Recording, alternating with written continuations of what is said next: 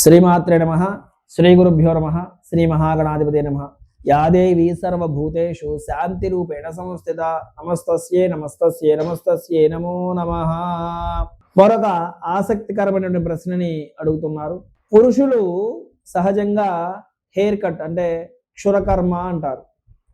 ఆ క్షురకర్మని తెలుగులో క్షురకర్మ అంటారు, ఇంగ్లీష్లో హెయిర్ కట్.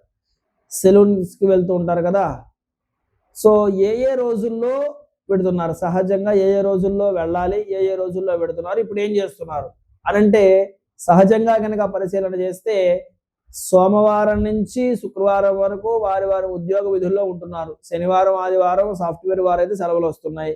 మిగతా వాళ్ళకి శనివారం కూడా ఉద్యోగం ఉన్నటువంటి వాళ్ళకి ఆదివారం సెలవు వస్తుంది. కాబట్టి అన్నిటికీ ఆదివారమే ఫ్రీ. కాబట్టి చాలా మంది కూడా ఆదివారం రోజున ఈ హెయిర్ కట్ అనేటటువంటి కార్యక్రమం పెట్టుకుంటున్నారు.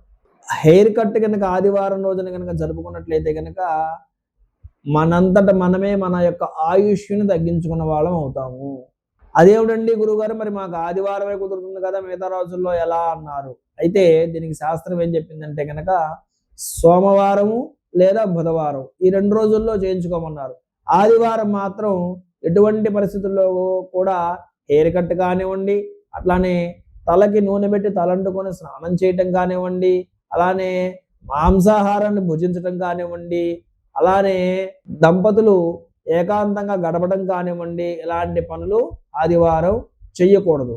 కానీ కాలాంతరాల్లో ఇప్పుడు మేము గమనిస్తుంటే ఈ చేయకూడని పనులన్నీ కూడా ఆదివారం రోజునే చేస్తున్నారు. కాబట్టి దయచేసి మిత్రులారా, మీ అందరికీ తెలియజేసేది ఏంటంటే ఆదివారం రోజున చేయకండి ఈ పనులన్నీ కూడా.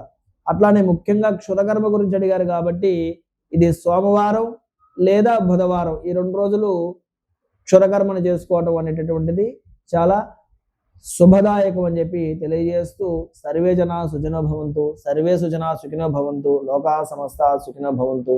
శ్రీమాత్రే నమః.